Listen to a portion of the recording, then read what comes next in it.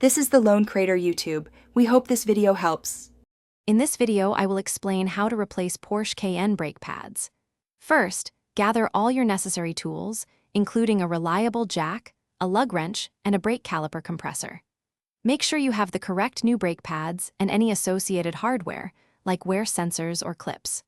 Always park your Cayenne on a firm, level surface and engage the parking brake to ensure maximum safety before you begin any work.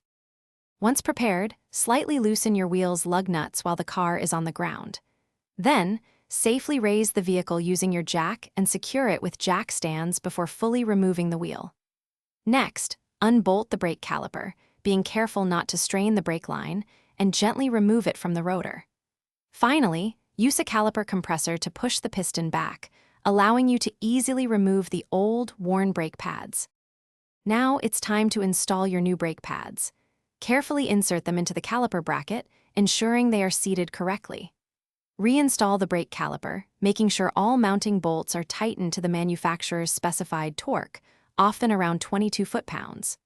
Finally, replace the wheel, lower your vehicle safely, and then fully tighten the lug nuts to their correct torque setting, typically 118 foot-pounds. After installation, pump your brake pedal several times until it feels firm.